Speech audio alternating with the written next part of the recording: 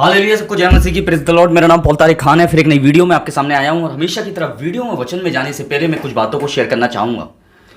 जब भी परमेश्वर आवाज़ देता है तो इस बात को ध्यान रखें, वो इसलिए देता है ताकि वो आवाज़ आपको, आपके घमंड को तोड़े, आपके प्राइड को तोड़े और आपको खुदा के पास लाए। मालूम है आपको, थंबनेल और टाइटल देख के समझ गए होंगे मैं किस टॉपिक, किस विषय के बारे में बात कर रहा हूँ। सपेरे का क्या अर्थ है बाइबल में, आज इस टॉपिक विषय के बारे में बात करेंगे हम। जैसे हम देखते हैं आपकी स्क्रीन पर आ रहा है, हाँ, बाइबल में सपेरे का जादू टोना बीन के वश में करने वाले का उल्लेख दिया जाता है। इसका प्रमुख वचन क्या है जो आपकी डिस्प्ले पे, भजन संहिता 58 का 4-5, उनका विष सांप के विष के समान है और वे उस बहरे नाग के समान है जो सपेरे की आवाज से नहीं सुनता, चाहे सपेरा कितना भी कुशल से मंत्र क्यों ना पड़े, पर नाग को सुनाई नहीं देता क्योंकि उसके कान बहरे हो चुके हैं। मालूम है, ये नाग परमेश्वर जो बताना चाहता है, मैं आपको बताना चाहता हूँ क्यों प्रभु इस चीजों की तुलना कर रहा है। जैसे स्क्रीन पर देख सकते हैं डिस्प्ले पे, बहरा नाग और सपेरे की आवाज है ना। भजन संहिता 58 में दाऊद दुष्ट लोगों की तुलना ऐसे बहरे नाग से करता है जो सपेरे की आवाज नहीं सुनता। ये केवल सांप की बात नहीं है बल्कि मनुष्य के हृदय की स्थिति को दिखाता है। आज भी बहुत से लोग हैं जो परमेश्वर के वचन को सुनते हैं लेकिन उसे मानते नहीं है। कान खुले होते हैं पर हृदय बंद होता है और वह बहरे नाग का होने का एक चित्र होता है। ये नाग कोई और नाग नहीं है। मालूम है, दाऊद इस नाग की तुलना किससे करता है? एक इंसान से। जैसे एक नाग नहीं सुनता है इस सपेरे की आवाज़, सपेरे की उस बीन बजाने की आवाज़ को, वो कितना भी कुशल क्यों ना हो बजाने में, वो उसके कान बहरे हो चुके हैं, वो नहीं सुनता। वैसे ही मैं बताऊं, कुछ लोग है ना, उनके कान तो खुले रहते हैं पर हृदय बंद रहता है और इस कारण वो परमेश्वर की आवाज़ नहीं सुन पाते हैं। पर दाऊद परमेश्वर की सपेरे की तुलना, सपेरे का एग्जाम्पल देता है। क्यों? सपेरे की बीन का एग्जाम्पल देता है, उसकी आवाज़ का एग्जाम्पल देता है। क्यों? क्योंकि वो इस बार अब एग्जाम्पल इसलिए देता है ताकि आज बहुत से लोग क्या है, जैसे नाग सपेरे की आवाज़ को नहीं जानता, वैसे ही लोग भी आज परमेश्वर की आवाज़ को नहीं पहचान पा रहे हैं। क्यों? यीशु ने कहा कि मेरी भेड़ें मेरा शब्द पहचानती हैं। मालूम है आपको, ये वो भेड़ें हैं जो अपने कान को नहीं खोलती हैं पर अपने दिल को खोला रखती हैं। इसलिए नाग, देखिए, कितना भी दूर क्यों ना हो, पर अगर वो बीन बजा रहा है एक सपेरा, वो उसके पास आ जाएगा। पर मैं बताना चाहता हूँ, कुछ है ना, पर कुछ नाग ऐसे भी हैं जिन लोगों ने अपने कानों में कान बंद रख रखे हैं और वो नहीं आते हैं।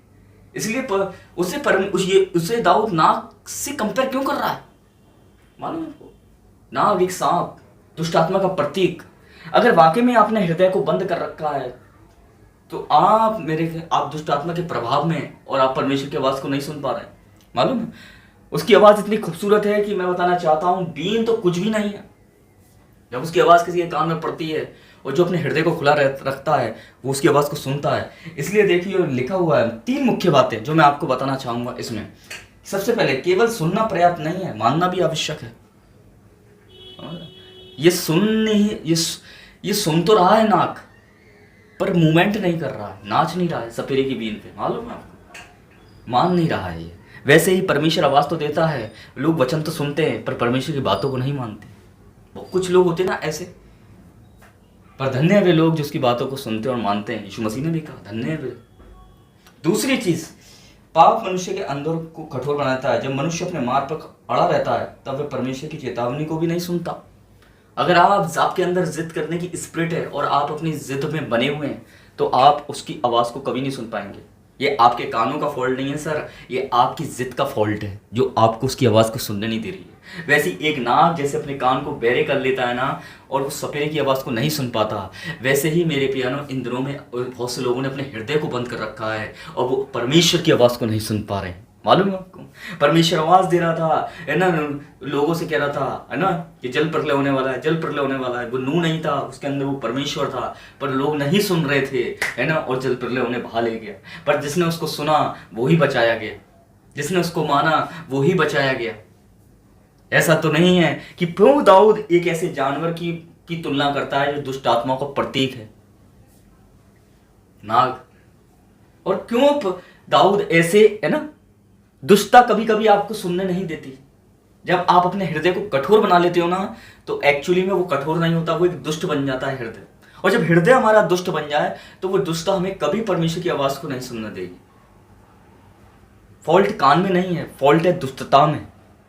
दुष्टता हमें नहीं सुनने देती। मालूम है, कभी कभी मैं आपको बताना चाहता हूँ क्यों दाऊद पर सपेरे से तुलना करता है। इन सपेरे बीन बजाने में कितनी कला होती है ना, वो कितनी अच्छी बीन बजाता है, कितनी अच्छी आवाज़ निकलती है। वैसे ही परमेश्वर की आवाज़ भी उसका ही गुना, उसकी आवाज़ इतनी बेहतर है कि जो इंसान अपने हृदय को खुला रोक करता है, जो अपने हृदय को नरम बना लेता है, वो परमेश्वर की आवाज़ को सुन पाता है। आज बहुत लोगों के हृदय कठोर हैं, क्यों? दुष्टता की वजह से। और बहुत लोगों के हृदय क्यों नरम है? क्योंकि वो नरम है। इसलिए मैं आपको बताना चाहता हूँ। इसलिए तीसरी चीज जो देखेंगे इसमें डिस्प्ले पे आ रही है, पवित्र आत्मा हृदय को बदल सकता है। जहाँ मनुष्य का हृदय कठोर हो वहाँ परमेश्वर से नया और कोमल हृदय दे सकता है, यदि वह पश्चाताप करे। कभी कभी जिद आपको पश्चाताप नहीं करने देती, आपका पाप आपको पश्चाताप करने से रोकता है, मालूम है आपको?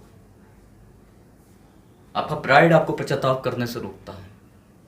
इसलिए पश्चाताप परमेश्वर क्यों चाहता है, मालूम है आपको? क्योंकि पश्चाताप करने से वो आपके कठोर हृदय को निकाल कर अपना हृदय डाल देता है, मालूम है आपको?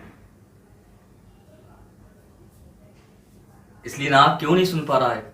फॉल्ट कान में नहीं है, फॉल्ट यहाँ है, मालूम है आपको? इसलिए समापन क्या इसका डिस्प्ले पे देखिए। अपने आप से पूछे, क्या मैं परमेश्वर की आवाज सुनकर उसका पालन करता हूँ या उस बहरे नाग की तरह अनसुना कर देता हूँ? इसलिए आज जांचिए। तो मैं विश्वास करता हूँ इस वचन के द्वारा आपको सब कुछ समझ में आया होगा। हालेलुया। इसलिए इस बात को ध्यान रखें। ये 3 बातें मैंने आपको बताई हैं। इसलिए हर आवाज परमेश्वर की नहीं होती। ये भी एक स्क्रीन पे आपके डिस्प्ले पे आ रहा है, मालूम है आपको? दुनिया में कई आवाजें हमें आकर्षित करती हैं, धन, प्रसिद्ध, गलत सलाह, पाप को प्रलोभन।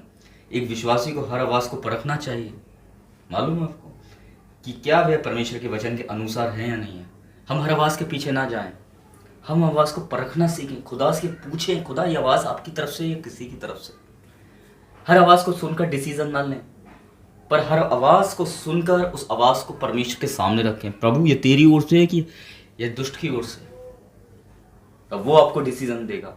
दूसरी चीज फिर हम पढ़ते हैं, परमेश्वर अपने लोगों को विवेक देता है। परमेश्वर चाहता है कि हम उसके आवाज को पहचाने और उसके अनुसार चलें। इसलिए बाइबल पढ़ना, प्रार्थना करना, परमेश्वर की इच्छा जानना, ये एक आवाज है, मालूम है आपको? अगर आप प्रभु की डिजायर जानने की भूख है ना आपको, आप जानना चाहते हैं, तो ये आपके लिए एक आवाज है जो बुला रहा है आपको। तीसरी चीज, कठोर हृदय सबसे बड़ा खतरा है। इसलिए भजन संहिता 58 का जोर इस बात पर है कि जब मनुष्य की बात सुनना ही नहीं चाहता, तब उसका हृदय कठोर हो जाता है। इसलिए हम नरम होकर परमेश्वर की शिक्षा ग्रहण करनी चाहिए, ताकि आप खुदा की आवाज़ को सुन सको। तीसरा, इसका निष्कर्ष क्या है? सच्ची सुरक्षा किसी मनुष्य शक्ति या कौशल से नहीं, बल्कि परमेश्वर में है। जब हम उसके वचन के अनुसार चलते हैं तो वह हमें सही मार्ग दिखाता है। इसलिए आज का वचन आपको समझ में आया होगा किस टॉपिक के विषय के बारे में बात करी हमने।